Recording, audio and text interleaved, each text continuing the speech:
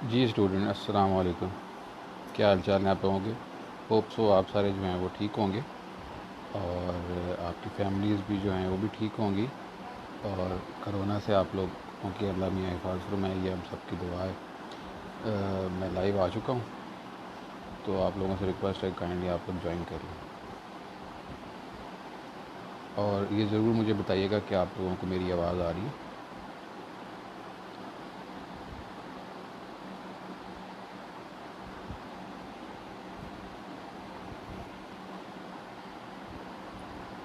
बेटा अटेंडेंस लगाने की ज़रूरत नहीं है आज। बस आप लोग जैसे जो भी ज्वाइन कर लेता है वो मेरे पास रिकॉर्ड में आ रहा है, वो एंड तक ज्वाइन रहे, बट दैट्स इट। और मुझे कुछ रिक्वायर नहीं है। क्योंकि बहुत सारे लोग अटेंडेंस यहाँ पे लिख के तो गायब हो जाते हैं, तो वो फ़ायदा कोई नहीं है। थैंक यू अरूज बेटा, बहुत शुक्रिया जी। 26 स्टूडेंट्स ने हमें जो है वो ज्वाइन कर दिए, तो थैंक यू अरीज। जैसे ही हम लोग 50% को क्रॉस करते हैं तो हम स्टार्ट करते हैं इंशाल्लाह।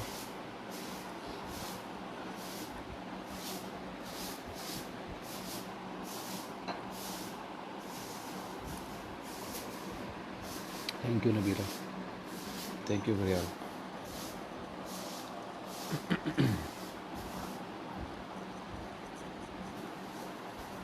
जी 37 लोग हो गए।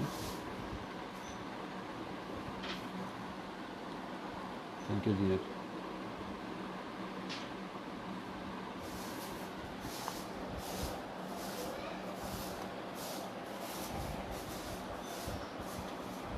चलिए जी 41 लोग हो गए हैं, तो हम लोग शुरू करते हैं। अच्छा, पहले तो कुछ चीज़ें जो हैं वो आप लोगों से मैं डिस्कस कर लूँ रिगार्डिंग जो पिछली वीक में कुछ मीटिंग हुई है यूनिवर्सिटी की तरफ से हमारी। उसमें हमें ये कहा गया है कि we have to engage with people till 31 मई तक एटलीस्ट आप लोगों को हमें एंगेज करना है। और उसमें ये है कि कोर्स को आप जो हैं वो आपके ऊपर है कि आप कोर्स कंप्लीट करवा के बाद में असाइनमेंट्स पे करते हैं या सेशंस करते हैं, क्वेश्चन आंसर सेशंस करते हैं, सारा कुछ हमारे ऊपर है।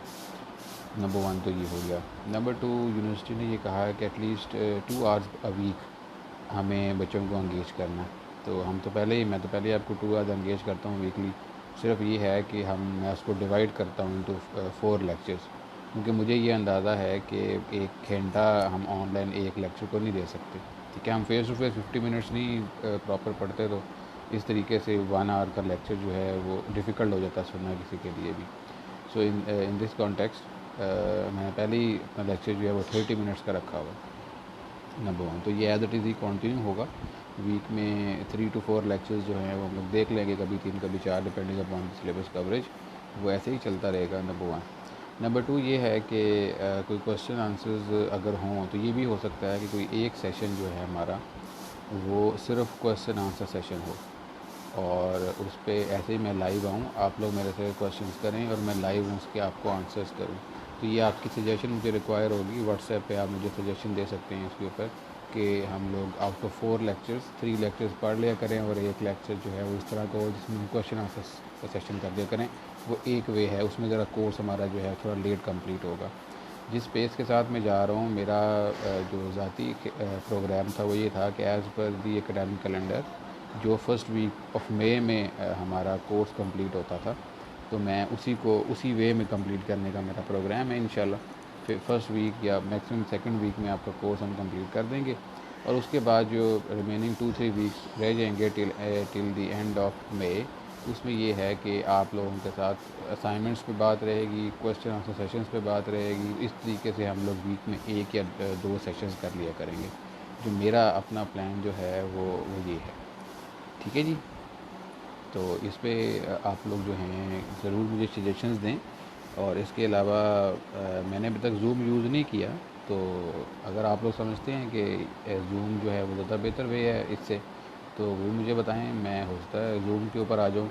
एक और सॉफ्टवेयर है वो ज़्यादा इन है आजकल, और आप लोगों के पास जिनके पास मोबाइल फ़ोन्स हैं, एंड्रॉयड फ़ोन्स या गूगल या आईफोन, उन सब के अंदर गूगल हैंग आउट की ऑप्शन होती है।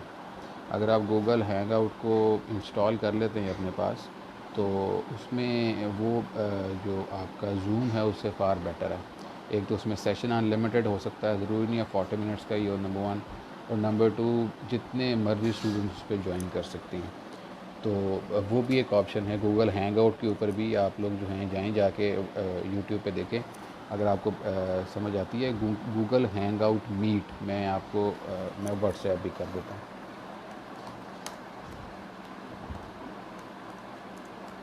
गूगल हैंग आउट मीट ये कॉमन है आपके जीमेल जो अकाउंट है लैपटॉप पे, उस पर भी ये चल जाता है।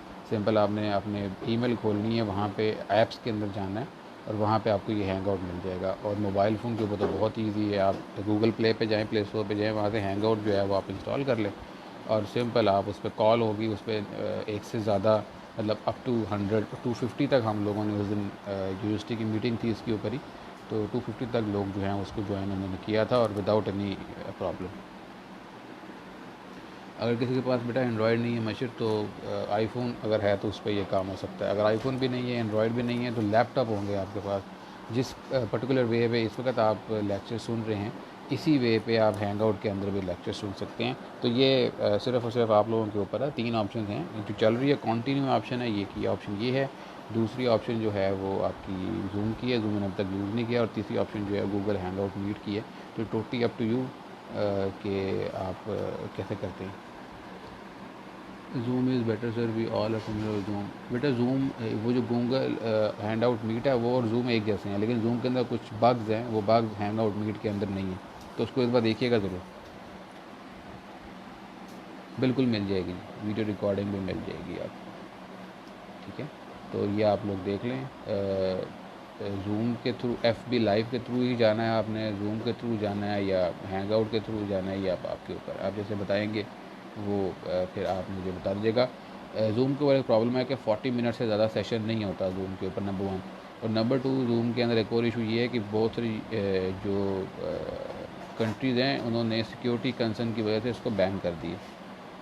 ठीक है, तो ये अब आप लोग जो हैं डिसाइड करके मुझे बताएं। मेरे नज़दीक जो गूगल हैंग आउट मीट है वो ज़्यादा बेहतर ऑप्शन है। अगर आप पहले उसको सर्च कर लें, देख लें, अगर आपको वो सही लगता है तो हम उस पर चले जाएंगे। अदरवाइज़ मेरा ख्याल है FB लाइव जो है वो ठीक है। चलिए जी, अब हम लोग जो है शुरू करते हैं। आज का हमारा टॉपिक जो है वो प्रेपरेशन ऑफ पार एंट्रेंस है। हम लोगों ने तीन जो हैं दो पार्ट इस चैप्टर के कंप्लीट कर लिए हैं, तीसरा पार्ट है इस चैप्टर का। और इसके अंदर जो है हमारे पास, अगर आप नोट्स अपने ओपन कर लें तो उसके अंदर आप देख सकते हैं कि जो प्रेपरेशन ऑफ पार एंट्रेंस है, ये सीरीज़ ऑफ इवेंट्स से मिल के बनता है। और इस सीरीज़ ऑफ इवेंट्स के अंदर सबसे पहले हमारे पास इंग्रेडिएंट की प्रोक्योरमेंट है।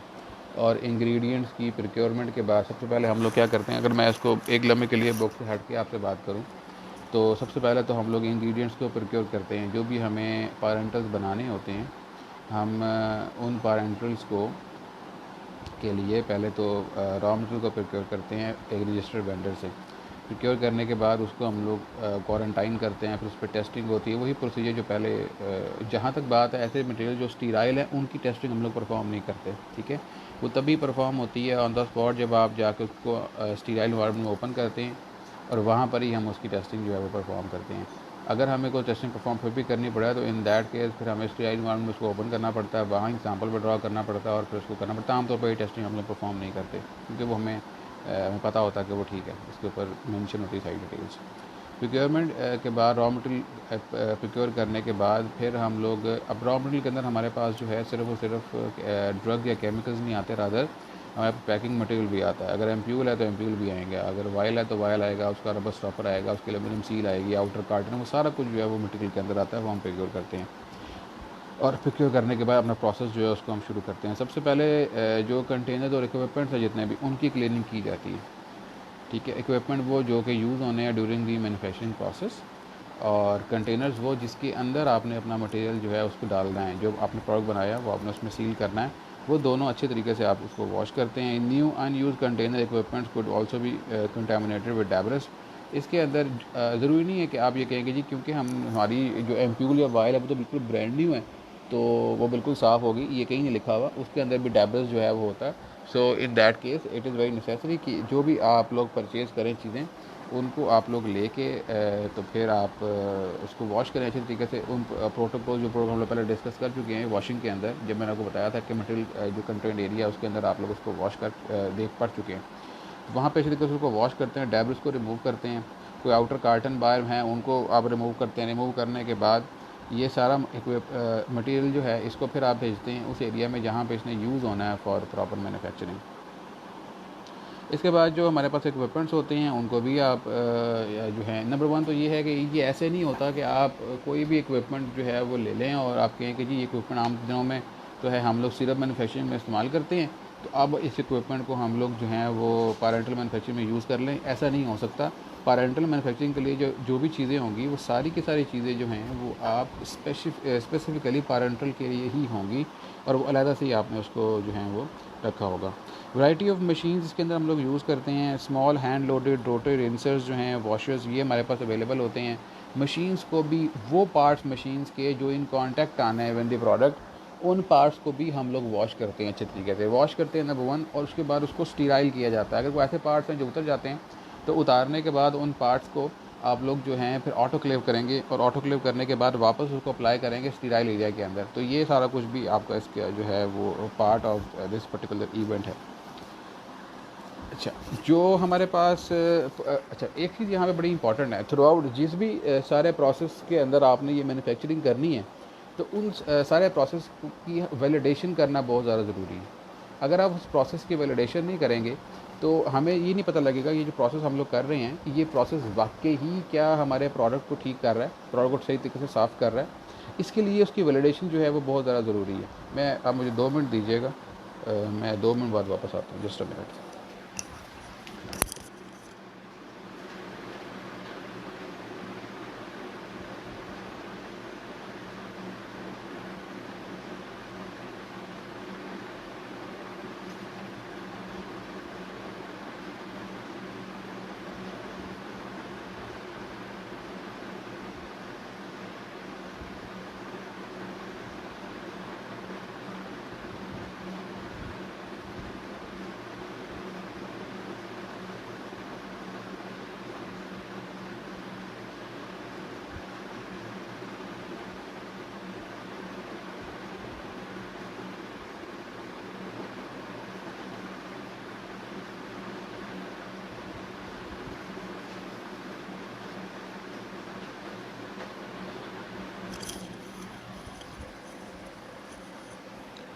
जी माज़रत, मैंने आपसे 2 मिनट का टाइम लिया था। अच्छा, तो जो बहुत ज़्यादा ज़रूरी चीज़ है यहाँ पे वो ये है कि जो भी प्रोसीजर आपने पैरेंटल के केस में करना होता है, अगर हम इसको थोड़ा सा और ब्रॉड करते हैं, जो भी प्रोसीजर जो है वो आपने इंडस्ट्री के अंदर परफॉर्म करना है, वो प्रोसीजर इंडस्ट्री में तब तक आप परफॉर्म नहीं करते जब तक आप उसको वैलिडेट नहीं करेंगे। वैलिडेशन क्या होती है? वैलिडेशन क्या होती है ये भी आप लोगों ने पढ़ना भी है आगे जाके। वैलिडेशन के अंदर आप लोग जो हैं वो अपना जो प्रोसीजर होता है उसको हार्श कंडीशंस के अंदर, अपने प्रोसीजर को हार्श इन्वायरमेंट के अंदर, हार्श कंडीशन के अंदर आप उसको चेक करते हो कि चाहे, और एक्सट्रीम्स होती हैं, लोअर पॉसिबल लिमिट होती है और अपर पॉसिबल लिमिट होती है। इस लिमिट के अंदर रहते हुए, इन एक्सट्रीम्स लिमिट के अंदर रहते हुए आप अपने प्रोसीजर को वैलिडेट करते हो। आप देखते हो कि अगर इन्वायरमेंट चेंज होती है, एक्सट्रीम कंडीशन में जाती है, जैसे गर्मी बहुत बढ़ गई है, नंबर वन, प्रोडक्ट का रेट ऑफ प्रोडक्शन बहुत बढ़ाना पड़ गया आपको, ऑर्डर बहुत बड़ा है, नंबर टू, इस तरीके से और बहुत सारे इशूज़ हैं। मशीनें जो हैं उसमें को हल्की सी फ्लक्चुएशन आ रही है, नंबर थ्री। इन इश्यूज़ के साथ क्या आपका प्रोसीजर है जो एंड प्रोडक्ट बनाता है, क्या वो अप टू द मार्क बनता है? ये होती है वैलिडेशन। ठीक है, तो आप अपने तमाम प्रोसीजर्स को वैलिडेट करते हो। अब 2 चीज़ें हमने यहाँ पे सुनी होंगी, एक कैलिब्रेशन होती है, एक वैलिडेशन होती है।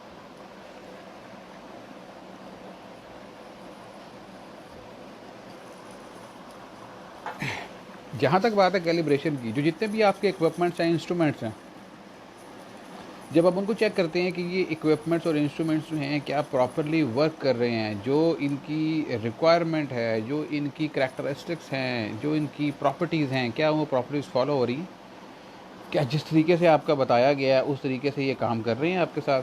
तो ये अगर चीज़ आपने चेक करनी हो, इसको अगर आपने देखना हो, तो आप इक्विपमेंट को चेक करते हैं, और अगर यहाँ पे कोई डिफरेंस आए उस पर्टिकुलर जो उसकी करैक्टरिस्टिक्स हैं उनसे, स्पेसिफिकेशन से, तो फिर आप उसको ठीक करते हैं। उस ठीक करने को कहते हैं कैलिब्रेशन करना, और हमारा इक्विपमेंट जो होता है वो कैलिब्रेट होता है। अच्छा, अब उस एक जो ये तो हो गया इंस्ट्रूमेंट और इक्विपमेंट के हिसाब से, एक प्रोसेस आप कर रहे हैं, ठीक है। फॉर एग्ज़ाम्पल आप इंडस्ट्री में एंटर होते हैं, तो जब आप एंटर होते हैं तो गेट के ऊपर सबसे पहले तो आपको गाउन दिया जाता है, आपको कैप दी जाती है, आपको शू कवर दिए जाते हैं। ये एक प्रोसेस है।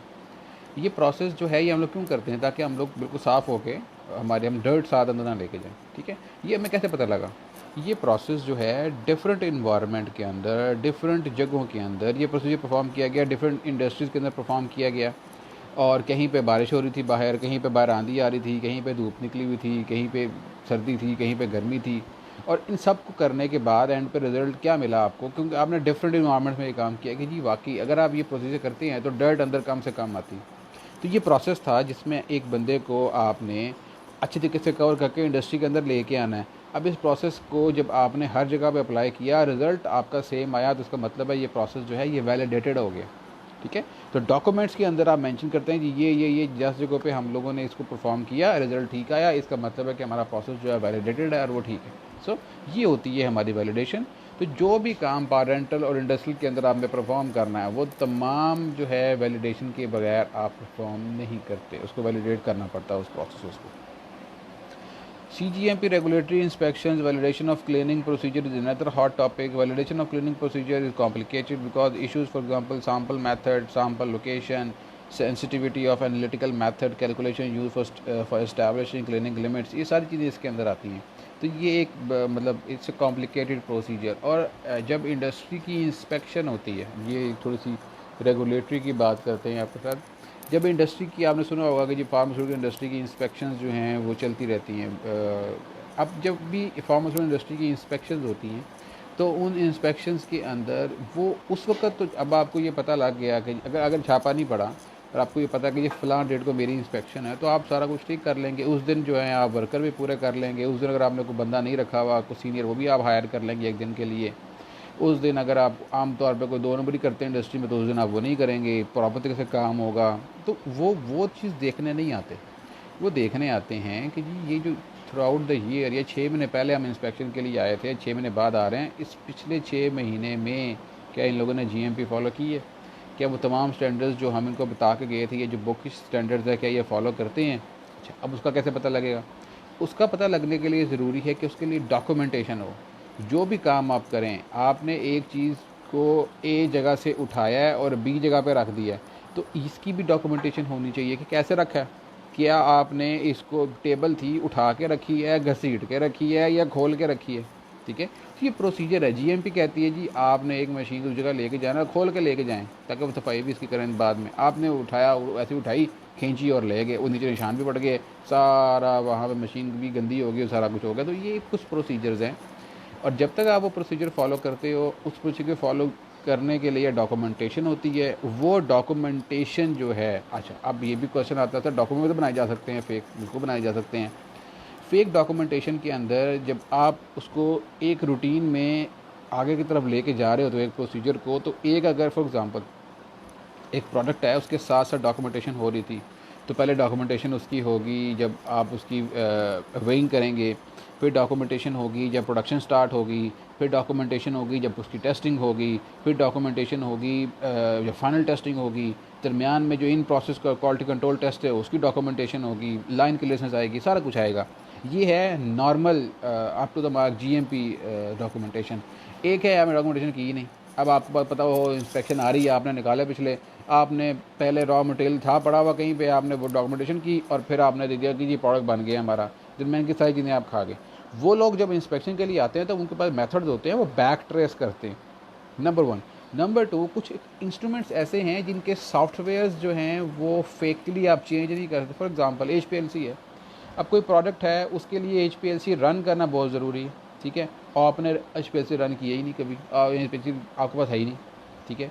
और जब इंस्पेक्शन होती है, आप एक दिन किसी उधार मंगवाते हैं, वहाँ रख के दिखाते हैं और आप कर देते हैं।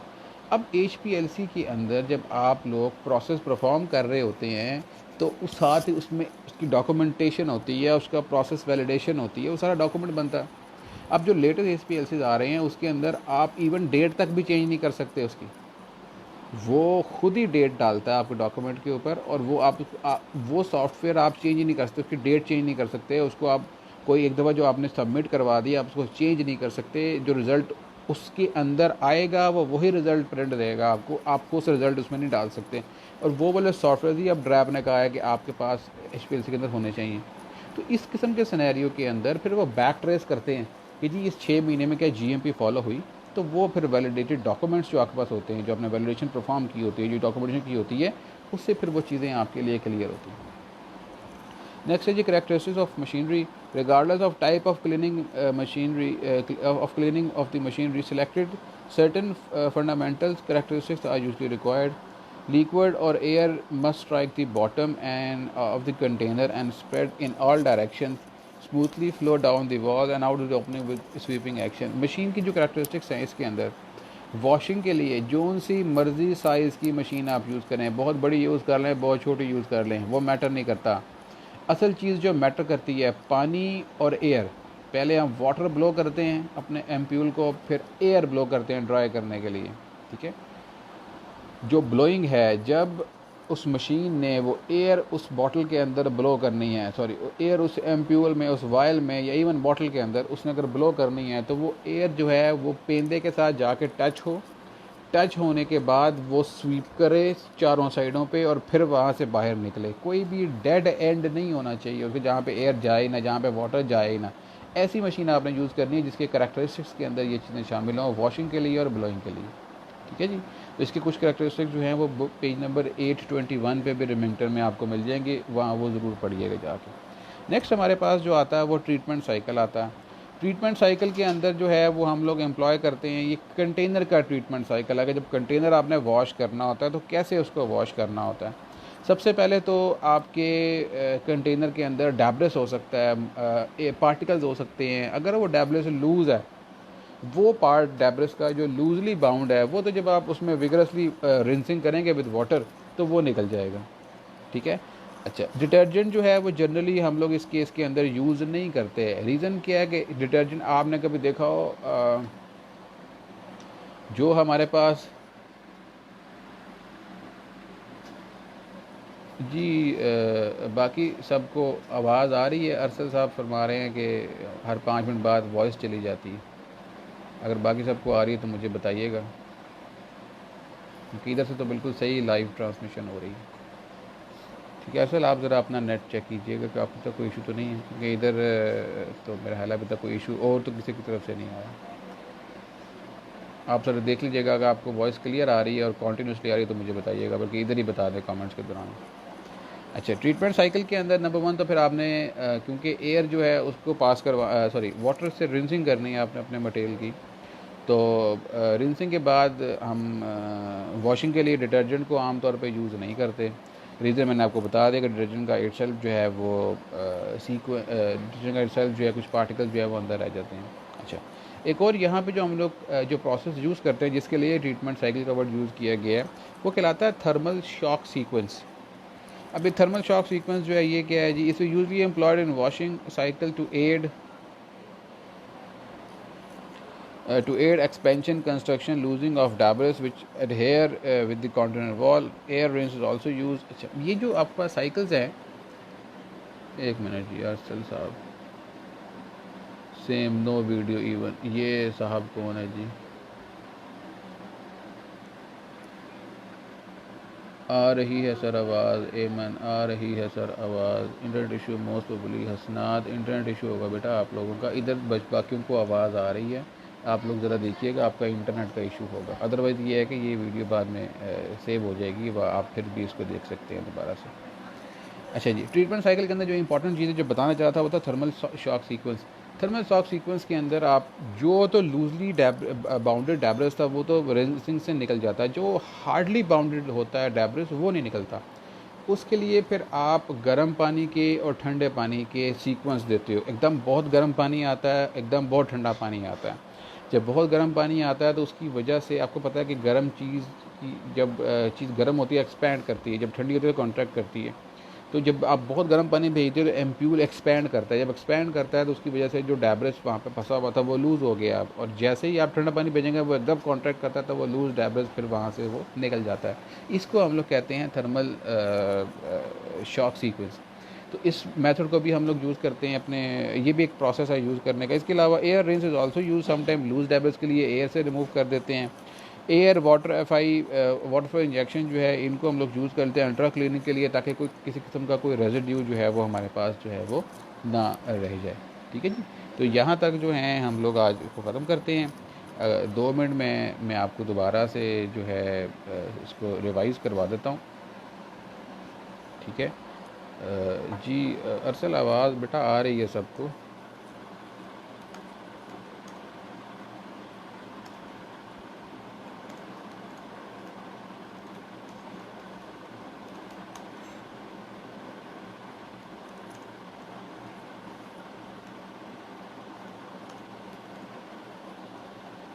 जी अच्छा जी। तो मैं फिर से रिपीट करता हूँ कि आज हम लोगों ने क्या डिस्कस किया है कि हमारे पास जो क्लीनिंग का प्रोसीजर होता है, या आप जो प्रेपरेशन ऑफ पारेंट्रल है उसके अंदर बहुत ज़रूरी है कि आप सबसे पहले तो प्रिक्योरमेंट करें। प्रिक्योरमेंट करने के बाद अपना तमाम तर जो सामान है उस सामान को प्रिक्योर करने के बाद आपको लेके जाना है टूवर्ड्स दी मैन्युफैक्चरिंग एरिया, और उसके बाद आपने क्लीनिंग करनी है। इक्विपमेंट्स जो हैं उनको क्लीन करना है, कंटेनर्स को आपने क्लीन करना है, मशीन्स को आपने क्लीन करना है। जिस भी वे में आपने क्लीन करना है वो तमाम क्लीनिंग जो है वो आपकी इस तरीके से होनी चाहिए कि वो जीएमपी को फॉलो करे। जीएमपी को फॉलो करवाना क्यों ज़रूरी है, उस पर हमने बहुत डिबेट की है कि इंस्पेक्शन में रेगुलेटरी ऑफिसर्स जो हैं वो क्या करते हैं, आगे किन किन एरियाज़ को देखते हैं, हमने उस पर डिबेट की है। और इसके बाद जो है मैंने आपको मशीन्स के कैरेक्टरिस्टिक के बारे में बताया कि मशीन्स बेसिकली कैसी होनी चाहिए, क्या क्या काम करने चाहिए, और वो ट्रीटमेंट साइकिल क्या होना चाहिए, जिसमें हमने थर्मल सीक्वेंस जनरेशन जो है वो हम लोगों ने डिस्कस की है। ठीक है जी। तो आज हम यहाँ तक इसको कंटिन्यू रखते हैं, और प्रैक्टिकल जो है इसके बाद मैंने आपके साथ 3 प्रैक्टिकल्स शेयर किए थे लास्ट टाइम। तो अगर आप वो ऐड कर लेते हैं तो फॉर मी मेरा ख्याल है आपके 10 प्रैक्टिकल्स जो हैं वो कंप्लीट हो जाते हैं इस अभी तक के लिए। तो कल इंशाल्लाह अभी मैं आपके साथ एक नया प्रैक्टिकल शेयर भी कर देता हूँ जो आप लोगों ने लिख लेना है और अपनी कॉपीज़ में, और कल इंशाल्लाह ताला जो है वो मैं आपके साथ वो डिस्कस भी कर लूँगा कि प्रैक्टिकल में आप लोगों ने क्या कैसे करना है और क्या करना है। ठीक है जी। अच्छा, जहाँ तक बात है कुछ स्टूडेंट्स को ये परेशानी थी कि प्रैक्टिकल तो हम लोगों ने परफॉर्म ही नहीं किए, तो हम लोग लिख रहे हैं। तो बेटा 7 प्रैक्टिकल्स ऐसे थे जो हम लोगों ने परफॉर्म किए थे पिरामिड। ठीक है, और रिमेनिंग जितने प्रैक्टिकल्स यहाँ पे आएंगे से 6-7 ही और आते हैं। अगर मेरी पूरी कोशिश होगी जैसे ही हम लोग दोबारा ज्वाइन करें, तो क्योंकि हमारा कोर्स पूरा हो गया होगा, तो 2 से 3 प्रैक्टिकल्स के अंदर इंशाल्लाह ताला आपको वो सारे परफॉर्म करवा दूँ। अगर किसी वजह से वो परफॉर्म ना हो सके तो इन दैट केस फिर जो आपका राइटअप के लिए मे बी, अगर आपको राइटअप का पेपर आता तो मे बी राइटअप के अंदर आपको जितने भी करवाऊँ सारे आएँ। परफॉर्मेंस के लिए सिर्फ आपको वो है जो आपने परफॉर्म किए हुए हैं। ठीक है, तो उसमें आपने परेशान नहीं होना। जहाँ तक बात है कि जी हम लोग राइटअप कर लेते हैं, परफॉर्म नहीं करते, तो इंशाल्लाह अगले सेमेस्टर में I will try my level best कि कोई ऐसा आपको साथ टाइम निकालूँ आपके साथ कि ये प्रैक्टिकल आपको परफॉर्म एक बार ज़रूर करवा दूँ। ठीक है, या तालिब साहब से बात करके ये प्रैक्टिकल मेरे रहते थे, इनको ये करवा दे अपनी लैब में, या सो इनसो कुछ भी तरीका हो सकता है, परफॉर्मेंस आपकी मैं करवा दूँगा इंशाल्लाह ताला, उसमें आपने परेशान नहीं हो। ठीक है जी। कोई क्वेश्चन वगैरह हो आप लोगों के तो व्हाट्सएप पे मेरे साथ शेयर कर लें आप लोग, और इंशाल्लाह कल दोबारा आप लोगों से मुलाकात होगी। तब तक के लिए अल्लाह हाफ़िज़।